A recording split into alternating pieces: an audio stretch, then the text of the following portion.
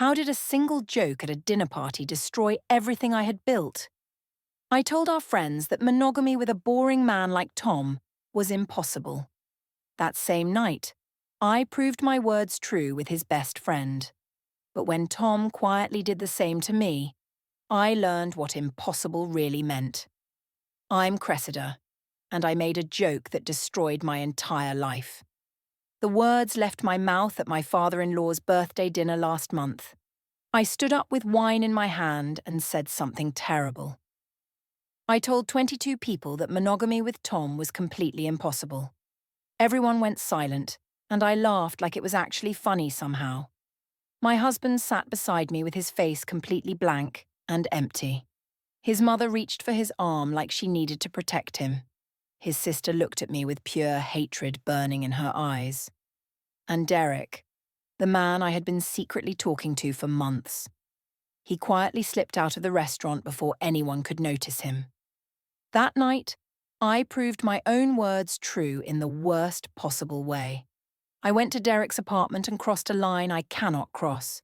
But Tom found out, and then he did something I never expected. He handled everything properly, just like he promised he would do eventually. Now I am standing outside a downtown office building holding legal papers. The process server walked away 30 seconds ago without looking back at me. My hands are shaking so hard that the pages are making noise. I cannot believe this is happening to me right now. But I should start from the beginning so you understand everything clearly. It started in the hospital parking garage on a Tuesday evening shift. My shift ended at 7:30, but I stayed in my car. The fluorescent lights above me flickered in that annoying, inconsistent way, constantly. I was scrolling through my phone and waiting for something exciting. Tom had texted earlier asking what I wanted for dinner that night. I ignored his message because it felt boring and predictable to me. Then Derek's name appeared on my screen with a new message notification. He wrote that he kept thinking about what I said at lunch. Something warm spread through my chest when I read those simple words. Derek was my husband's best friend, from their college years together, actually. But lately, he has become something else to me, something more important. He listened to me complain about Tom without ever judging my feelings. He asked follow-up questions and remembered details I mentioned weeks before that. Tom never did that anymore. Or maybe he never did at all. I saved Derek's message and told myself it was a completely innocent friendship. Friends are allowed to say kind things to each other without meaning to. The fact that Derek was Tom's closest friend did not change anything. I started my car and drove home through the familiar 18-minute route. The dashboard clock ticked forward while I thought about Derek's words instead. I used to listen to podcasts about self-improvement during this drive home. Now I prefer silence and memories of conversations that made me alive. Tom's car was already in the driveway when I finally pulled in. The porch light was on because he always remembered to turn it. The recycling bins sat at the curb because tomorrow was pickup day, obviously. Everything was exactly where it should be in our predictable little life. I did not understand why this made me feel so angry inside. I walked through the front door and smelled lemon cleaning spray immediately. Nola ran to me and wrapped her small arms around my legs. She told me about a drawing she made at school that day. Theodore followed slowly behind her, dragging his stuffed elephant on the floor. Tom was in the kitchen putting away the last of the dishes. He asked about my day and I said it was fine, nothing special. He asked if I wanted him to heat up the leftovers he saved. I said I already ate, which was only technically true this time. He nodded and returned to the dishes without asking any more questions. This is my life now. A man who cleans and saves food. A man who asks neutral questions and accepts neutral answers without pushing. I wanted to shake him and demand why he was not fighting. Why was he content with this routine we had built together here? Why did he treat our marriage like a task instead of a fire? But I said nothing and helped Nola brush her teeth before bed. I read Theodore his favourite story about the bear who gets lost. I kissed them both goodnight and closed their bedroom doors very softly. When I returned to the living room, Tom was on the couch working. His face glowed blue from the laptop screen in the dark room. He glanced up and asked if I wanted to watch something together tonight. I said I was tired, and he nodded again without any argument. I went to our bedroom alone and sat on the edge of the bed. I looked at my phone and read Derek's message 3 more times. The screen glowed like a secret I was keeping from everyone, including myself. I did not know then that Tom was already keeping his own secrets. Tom came to bed an hour later while I pretended to sleep. He moved quietly because he always tried not to wake me up. He did not reach for me or try to start a conversation tonight. He settled onto his side of the bed and fell asleep within minutes. I lay there in the dark, counting all the reasons I was unhappy. The list was long and I had practiced it many times before. He did not surprise me or chase me or make me special. He was steady when I wanted storms and calm when I wanted passion. He loved me in a way that felt like furniture in a room. Present and functional, but utterly forgettable and easy to ignore completely. I reached for my phone under the covers and opened my messages. I typed a response to Derek about how nice lunch was today. My fingers hovered over the send button for a long moment there. This was the moment I could have stopped everything from happening. I could have deleted the draft and put my phone away forever. I could have woken Tom and told him I was deeply unhappy. I could have chosen the hard conversation over the easy escape route. I pressed send instead because I wanted to feel something real tonight. Derek replied within seconds, asking if thinking about me was strange.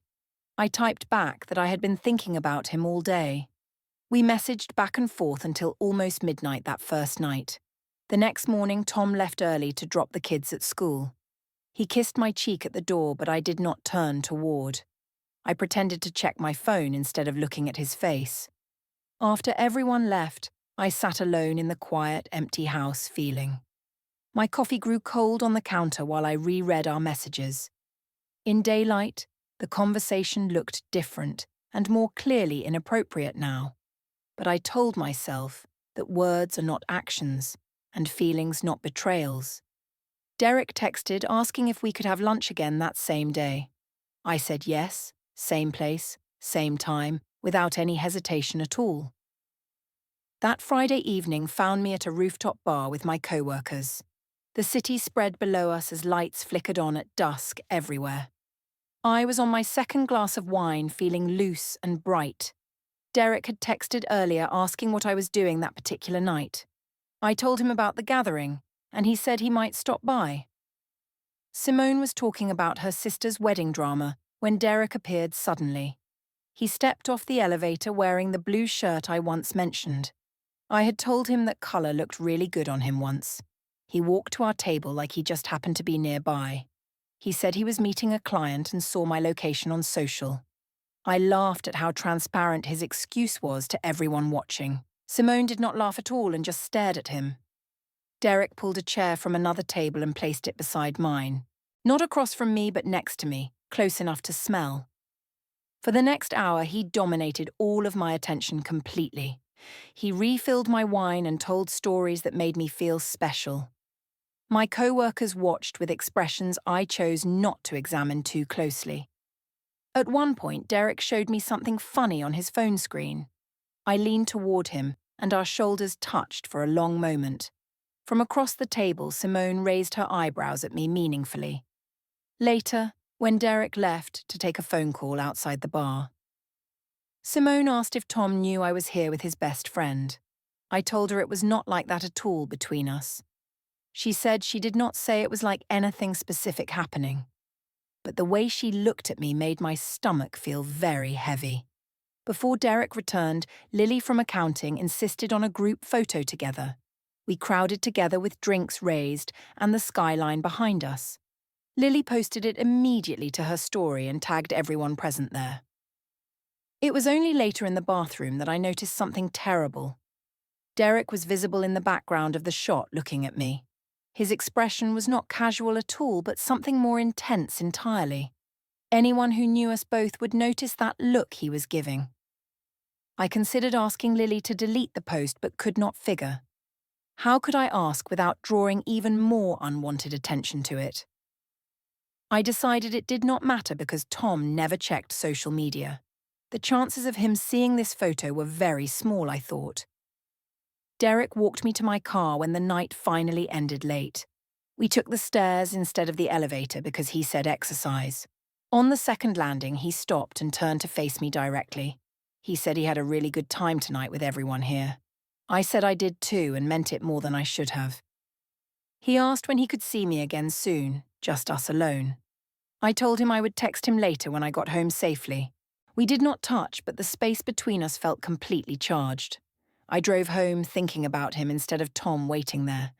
Something had shifted inside me that I could not take back now. Monday arrived with a strange shift in the atmosphere around me. The hospital cafeteria buzzed with its usual lunchtime energy and noise. But something in the way people looked at me felt very different. A nurse from the third floor glanced at me twice without speaking. A technician I barely knew gave me a smile that seemed strange. Simone joined me at our usual table, but she was acting weird. She was late, which was very unusual for her punctual personality always. When she sat down, she did not meet my eyes at first. She stirred her soup without eating any of it and looked uncomfortable. She asked how my weekend was in a careful, measured tone of voice. I said it was fine and asked why she was acting so strange. She said she was not acting strange at all and seemed defensive. But then she mentioned casually that Lily's post got a lot of engagement. Someone in the comments asked who the man in the background was. Someone else replied that he looked like someone's husband's friend from college. My heart rate increased, but I kept my voice very steady and calm. I said it was just Derek who stopped by randomly that night at bar. I said there was nothing to discuss because nothing had actually happened. Simone nodded slowly and said she believed me without any conviction at all. Her tone suggested otherwise, and I could feel her doubt about me. For the rest of lunch, I felt exposed in a way I never felt. The cafeteria seemed smaller, and the walls felt like they were closing. When I left, I passed a table of nurses, who fell silent. It might have been coincidence, or about something else entirely unrelated to me. But the possibility that people were talking made my skin too tight. In the bathroom, I checked my phone for any messages from Tom today. He had not texted or mentioned the post or asked about Friday night. Either he had not seen it, or he saw it and chose silence. I could not decide which option worried me more right now, honestly. That evening, Tom was different in a way I could not quite identify. The change was subtle enough that I might have missed it normally. He was calmer than usual, which seemed impossible for someone already so calm. When I came home late with a vague excuse about a meeting, he did not ask any follow-up questions like he normally would have before. He simply nodded and continued preparing dinner for the kids and us. This should have been a relief because this is what I always wanted. A husband who does not question or push or make any demands. But the quality of his acceptance had shifted to something else entirely. Before, his accommodation felt like passivity and lack of backbone completely. Now it felt like observation and something more calculated and aware happening. During dinner, I tried to provoke some kind of reaction from him. I mentioned that I might have to work late several evenings this week. He said that was fine, and he could handle the kids by himself. I said I might go out with Simone again on Friday night too. He said I should have fun and did not ask any more questions. Each response landed without any weight, like he had rehearsed them all. After the children were in bed, I found him in his home office. The door was open, but he closed his laptop when I appeared there.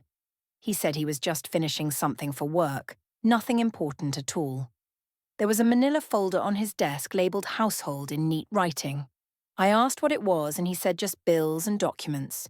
He said he was organizing things for tax season even though months away. I noticed his phone was beside him and it was face down now. The black notebook was also there, open to a page with his writing.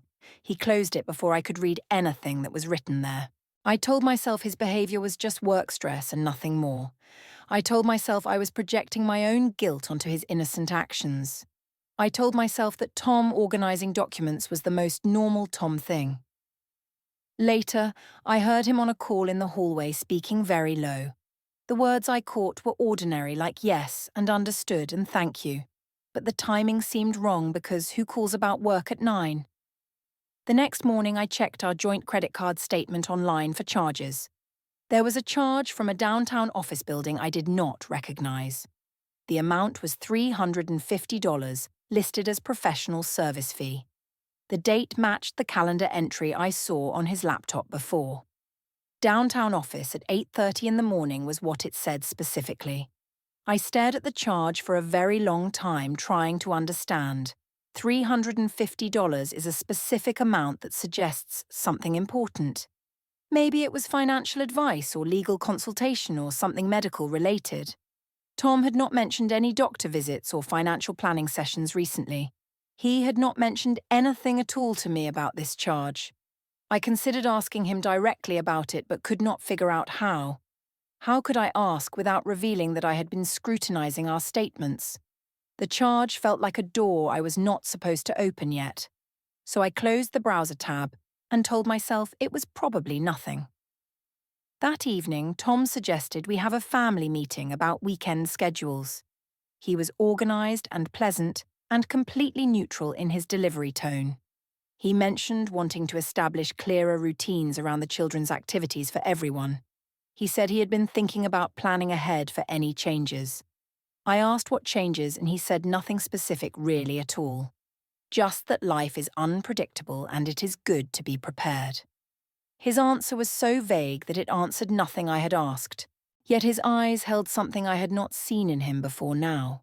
Not anger and not sadness, but something that looked like resolution forming. When I went to bed that night, I noticed his pillow was gone. It was on the guest bed, fluffed as though it had been used.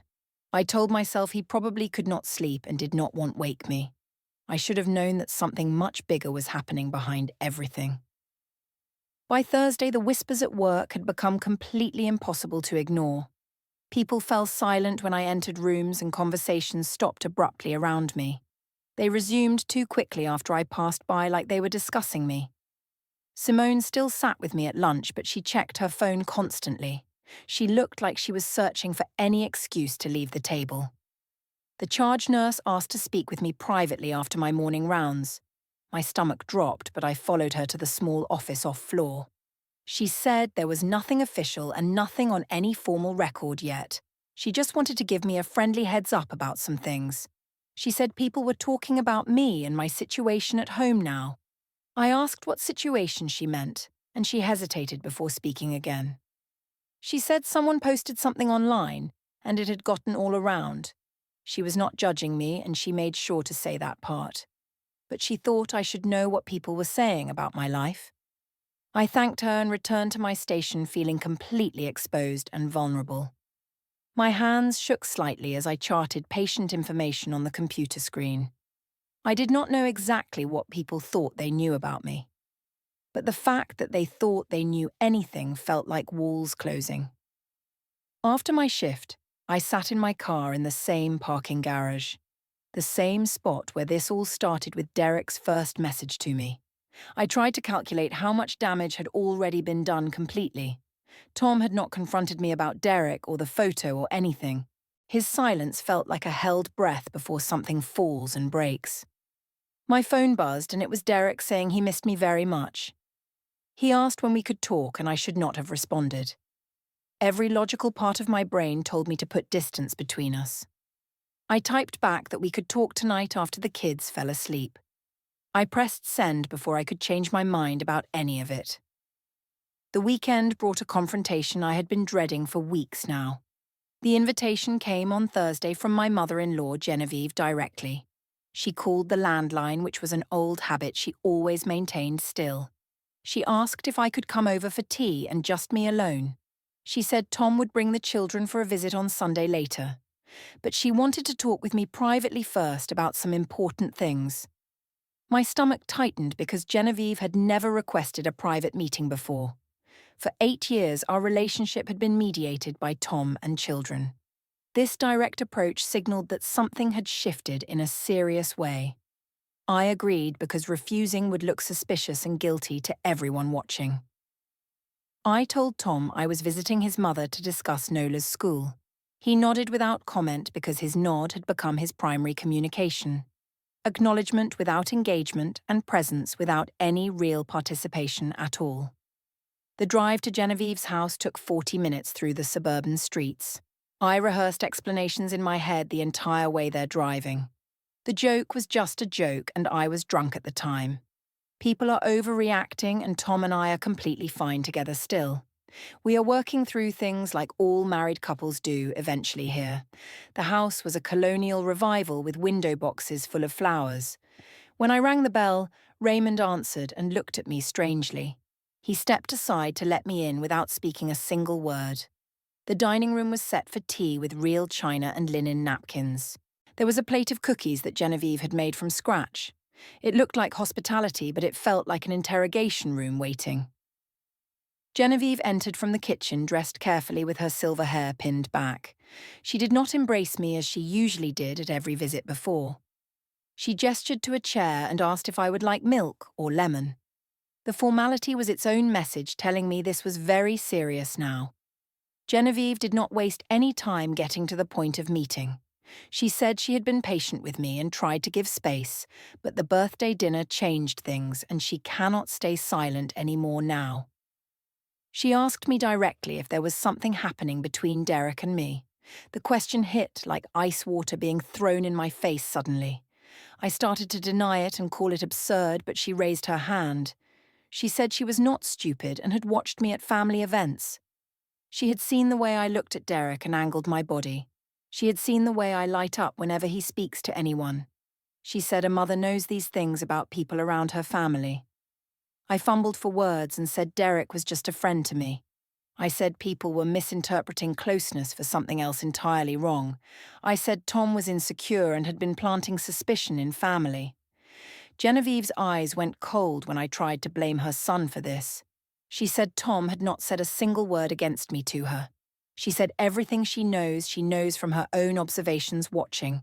She said the only person damaging my reputation is me, and me alone. Raymond spoke from the doorway where he had been standing and watching silently. He said one sentence that cut deeper than anything else she said. "Our son deserves better than this," is all he said to me. The words were quiet but final like a verdict, delivered without any appeal. I tried to speak, but my voice cracked and broke apart completely. I said they did not understand and there were things about the marriage. I said Tom was not the victim that everyone thinks he is here. Genevieve shook her head and said she loved her grandchildren very much still. She said she would always love them no matter what happened between adults. But she could not pretend to support someone who was destroying her son. She asked me to leave her house and I left without another word spoken. The next day I took the children to the playground near our house. It was an attempt at normalcy and a brief escape from home tensions. Theodore ran immediately to the swings and demanded to be pushed high, but Nola hung back and walked slowly beside me toward the sandbox. She is 6 years old and old enough to sense undercurrents around her. She is young enough to articulate her confusion with devastating honesty always. She took my hand as we walked and looked up at me seriously. She asked why Daddy sleeps in the other room now every single night. I told her Daddy was just tired and needed quiet to sleep well. She accepted this explanation, but I could tell there was something more coming. She asked why Grandma Vane looked at me funny during our last visit. She asked why people keep talking in quiet voices when they think.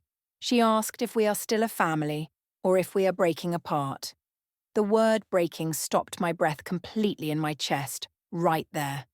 A 6-year-old should not know that word in this terrible context. A 6-year-old should not carry the weight of adult failures. I crouched down to her level and held both her small hands tightly. I told her that families sometimes have hard times, but that is normal. I said hard times do not mean the family is breaking apart forever. I told her that Mommy and Daddy love her and Theodore more than anything. I told her everything would be okay, even though I was not sure. She looked at me with eyes that seemed too old for her small face. She said she heard me and Daddy arguing late at night last week. She said she heard me say something about someone named Derek to Daddy. She asked if Derek was going to be her new daddy after everything. The playground seemed to spin around me when she asked that question. I told her no and absolutely not because Derek is just a friend. I said I would always be married to her father no matter what. but even as I said the words, I could feel their complete hollowness. Nola nodded slowly and did not ask any more questions about it after. Her silence was somehow worse than all her questions had been before. That night I could not sleep and walked the hallway like a ghost. I paused outside the guest bedroom where Tom now sleeps every night. The door was closed but light edged beneath it like he was awake. I knocked and he said to come in with a neutral flat voice. The room was neat in a way it never was when just guessed. Tom had organised his belongings with precision and careful attention to detail. His clothes hung in the closet and his toiletries were in bathroom. His laptop sat on the desk and his phone was face down, as always. On the nightstand, I saw a binder I had not seen anywhere before. It was labelled utilities but looked much thicker than any utility bills. He asked what I needed and his voice was polite but completely distant. It was the way you speak to a co-worker you do not like. I said I wanted to check on him because I had been worried. I said I thought we should talk about what is happening to us. He closed his laptop and said there was not much to talk about. He said he was handling things, and when I asked what things specifically, he said everything that needs to be handled will be handled by him. His words were opaque and revealed nothing while implying everything at once. I noticed a calendar on the wall beside the desk near window. A date 2 weeks from now was circled in red ink marker. There was no notation written, just the circle around an ordinary Thursday. I asked about the date and he said it was a reminder for himself. He did not elaborate, and I did not push for more information then. I left the room feeling more unsettled than when I had entered before. Tom was no longer the passive man I had married years ago now. He was becoming something else entirely, and I could see it happening. He was methodical and distant, and prepared for something I could not see. The transformation should have reassured me that he was finally fighting for us. Instead, it terrified me more than his passivity ever had before, honestly. Sunday morning, my mother arrived at the house completely unannounced and loud.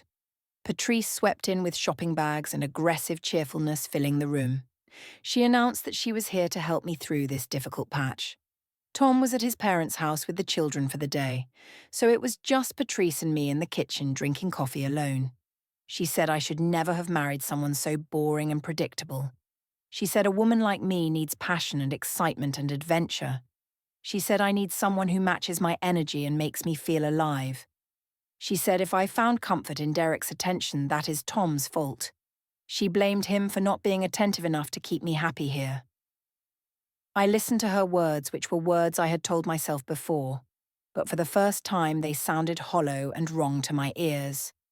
Patrice was validating my worst impulses and telling me what I wanted. She was not helping me, but enabling me to make more terrible mistakes. But I did not stop her because her words were easier than truth. I nodded along because nodding was easier than thinking about consequences now. I let her build a case against my husband while he spent time. He was with our children and his family, who actually loved him truly. At some point, Tom returned home briefly to collect something from the office. Patrice greeted him with forced warmth that seemed obviously fake to everyone. He responded politely but did not engage in any real conversation with her.